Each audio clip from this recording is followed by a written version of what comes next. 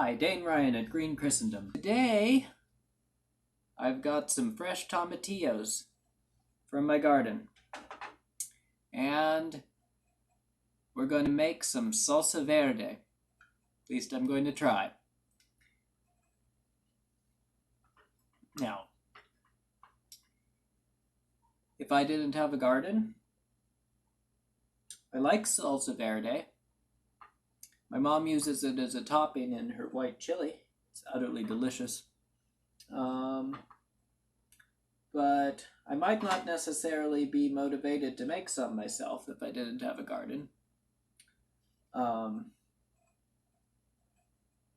know how expensive tomatillos are. I do know they carry them in grocery stores, but I know tomatoes are a little bit expensive if you get a whole lot of them. So if you're just getting them from the store, I don't necessarily know that you're necessarily going to be as motivated to make like a pasta sauce or a salsa rojo, red salsa. But since I have them in my garden, tomatillo seemed like something interesting to plant. I'm going to try making some salsa verde. Okay, I've got them in a pot. Gonna bring them to a boil and get them soft. Like I say, having a garden seems to be motivated to make stuff with when you have a large amount of produce. You can get a good amount of produce off of like one of these tomatillo plants. Last year I had a huge one. I didn't really get to use much of the tomatillos. So this year they're a little smaller, but you can get a big amount of produce off of a tomatillo or a tomato.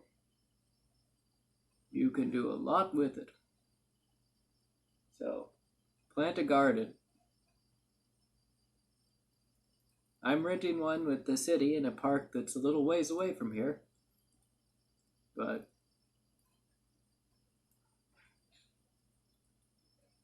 I am so glad to have a garden now. Even though it's been a little slow this year. Didn't get it out as I could, and I think it didn't heat up for a while, so like my tomatoes haven't grown as fast, but you can get nice fresh produce, cheap, even make for a lot of your calories, and a lot of good quality calories and nutrition with just a small garden. Now I also put in a couple of chilies. Most of the videos I saw recommended either jalapenos or serranos. I've got a jalapeno and a poblano in there. And I am going to add some raw onions and garlic to that, and I am going to blend it up.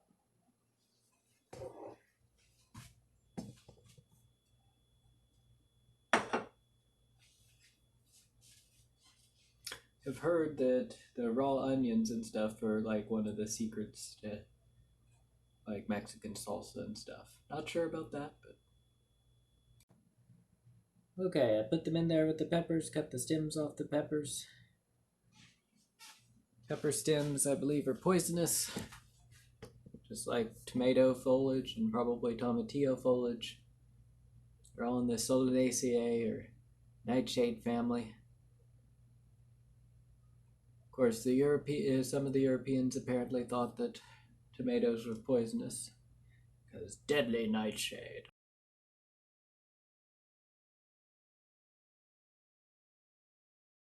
And I'm going to put some cilantro in there and some salt.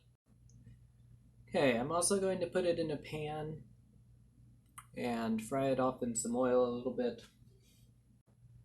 Okay, salsa verde. Now I'll have to find some chips to enjoy this.